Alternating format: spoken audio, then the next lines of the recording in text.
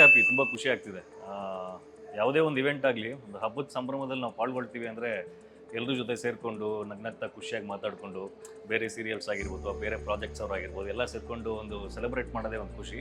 ಅದು ಎಸ್ಪೆಷಲಿ ಧ್ರುವ ದಸರಾದಲ್ಲಿ ಪಾಲ್ಗೊಂಡಿರೋದು ಈ ಸಲ ನಮ್ಮ ಶಾಂತಿ ನಿವಾಸ ತಂಡದಿಂದ ಆ್ಯಸ್ ಎ ಸುಶಾಂತ್ ಆಗಿ ನಾನು ಪಾಲ್ಗೊಂಡಿರೋದು ಭಾಳ ಖುಷಿ ಆಗ್ತದೆ.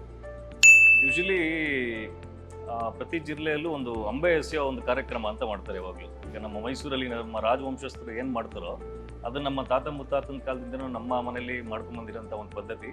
ನಾನು ಲಾಸ್ಟ್ 4-5 ಇಯರ್ಸಿಂದ ದಸರಾ ಹಬ್ಬದ ದಿನ ಎಸ್ಪೆಷಲಿ ಅಂಬೆ ಎಸೆಯೋದು ಕಾರ್ಯಕ್ರಮ ಅಂತ ಬರುತ್ತಲ್ಲ, ನಮ್ಮದು ಗ್ರಾಮ ದೇವತೆ ಅಂತ ಒಂದಿದೆ, ಒಡಸ್ಲಮ್ಮ ಅಂತ.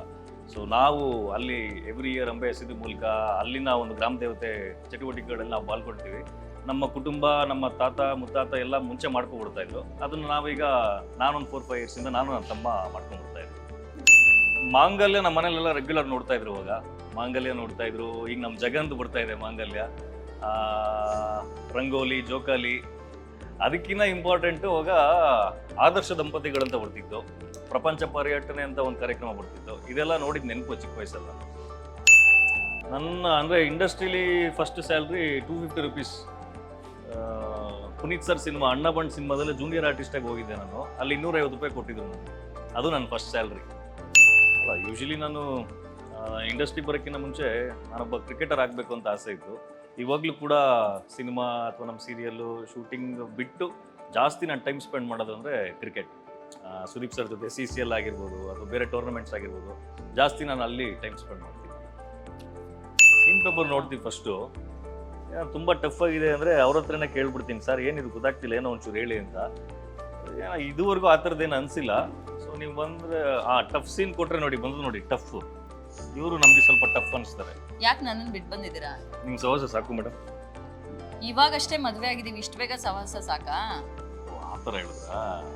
ಬಿಡಿ. ಟಫ್ ಟಫ್ ಜಾಸ್ತಿ ಮಾತಾಡೋದು ಆಬ್ವಿಯಸ್ಲಿ ಇವರೇ.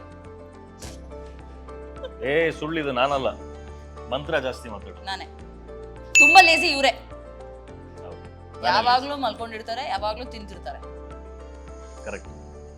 ಅವ್ರಿಗೆ ನಾನು ನನ್ನ ಲಂಚ್ ಬಾಕ್ಸ್ ಅಲ್ಲಿ ಏನೇನು ತಂದಿರ್ತಾನೋ ಎಲ್ಲ ಇಷ್ಟ ಆಗುತ್ತೆ. ಇಲ್ಲ, ಹೌದು, ಪಾಪ ತುಂಬ ಕ್ಯಾರಿ ಮಾಡ್ತಾರೆ, ತುಂಬ ಚೆನ್ನಾಗಿ ಟ್ರೀಟ್ ಮಾಡ್ತಾರೆ. ಅವ್ರು ಏನೇನು ತರ್ತಾರೆ ಎಲ್ಲ ಪಾಪ ಶೇರ್ ಮಾಡ್ತಾರೆ. ಸ್ವಲ್ಪ ಫುಡ್ಡಿ ನಾನು. Thank you. ಆಕ್ಚುಲಿ ಇಬ್ರು ಫುಡ್ಡಿನೇ. ಹೌದು, ತರ್ಸ್ಕೊಡ್ತಾರೆ. ಸೆಟ್ಟಲ್ಲಿ ಜಾಸ್ತಿ ಏನು ಬೇಕೋ ಎಲ್ಲ ತರ್ಸ್ಕೊಡ್ತಾರೆ ಇವರು. ನಿಮ್ಗೆ ಗೊತ್ತಲ್ಲ ಯಾರು ಜಗಳ ಮಾಡ್ತಾರೆ? ಇವ್ರೆ. ನಾನು ಮಾಡ್ತೀನ ಜಗಳ. ನಿಜ ಹೇಳ್ಬೇಕಂದ್ರೆ ನಾವಿಬ್ರು ಆಫ್ ದ ಕ್ಯಾಮ್ರಾ ನಾವ್ ಯಾವತ್ತೂ ಜಗಳನೇ ಮಾಡಿಲ್ಲ. ಟಚ್ ಆಗೋದು ಬೇಡ, ನಾವ್ ಆಡಿಲ್ಲ. ಫಸ್ಟ್ ಇವ್ರು ಹೇಳಿ.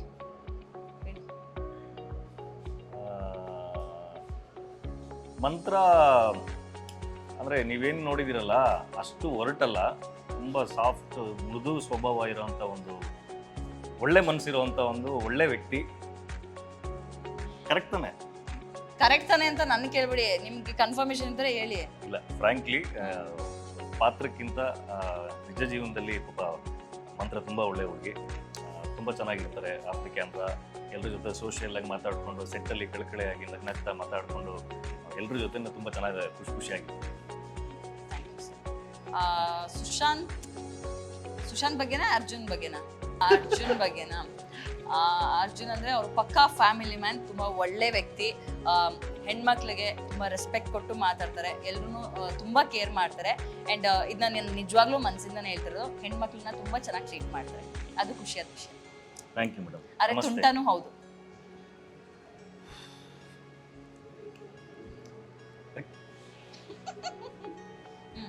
ಅಲ್ಲ, ಸ್ವಲ್ಪ ಒಂಚೂರಾದ್ರು ತುಂಟತನ ಇರ್ಬೇಕಲ್ವಾ? ಅದು ಮನೇಲಿ ಇರಬೇಕು, ಸೆಟ್ಟಲ್ಲಿ ಇರಬಾರ್ದು. ನಮಸ್ತೆ. ಇಲ್ಲ, ಸುಮ್ಮನೆ ಹೇಳಿದಪ್ಪ, ಆಮೇಲೆ ಸೀರಿಯಸ್ ಆಗಿ ತಗೋಬೇಡಿ. ಅವರು ಸುಶಾಂತ್ ಕ್ಯಾರೆಕ್ಟರ್ ಬಗ್ಗೆ ಹೇಳಿದಷ್ಟೇ. ಅರ್ಜುನ್ ಯೋಗಿ ಬಗ್ಗೆ ಹೇಳಿದ್ದು ಆಗ್ಲೇ ಹೇಳಿದ್ನಲ್ಲ, ಅದೆಲ್ಲ ಸತ್ಯ. ಹೌದು.